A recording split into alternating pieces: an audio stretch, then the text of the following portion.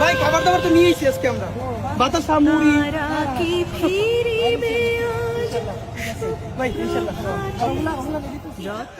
ইনকিলাব মঞ্চের আহ্বায়ক শরীফ ওসমান হাদি হত্যা চেষ্টায় চাঞ্চল্যকর তথ্য প্রকাশ করেছে তদন্তকারী সংস্থা। প্রধান অভিযুক্ত ফয়সাল করিম মাসুদ বর্তমানে ভারতের মহারাষ্ট্রে অবস্থান করছে বলে নিশ্চিত হওয়া গেছে। গোয়েন্দা সংস্থার তথ্য অনুযায়ী হত্যাকাণ্ডের মাত্র 12 ঘন্টার মধ্যে ভুটিয়াপাড়া সীমান্ত দিয়ে ভারতে পালিয়ে যায় ফয়সাল। বর্তমানে সে ভারতের রিলায়েন্স কোম্পানি সিম ব্যবহার করে যোগাযোগ করছে। তদন্তে উঠে এসেছে এই কলিং মিশন ছিল পূর্ব পরিকল্পিত। গত জুলাইয়ে দেশে ফিরে নিষিদ্ধ ঘোষিত আওয়ামী লীগের অঙ্গ সংগঠনের কর্মীদের সাথে যোগাযোগ স্থাপন করে ফয়সাল। এরপর হাদির প্রচারণার টিমে কৌশলে ঢুকে পড়ে সে।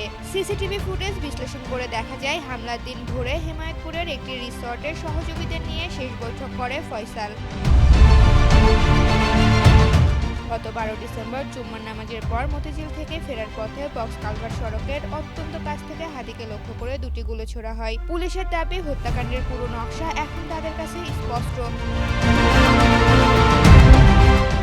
ঋতুপর্ণা, জনকণ্ঠ।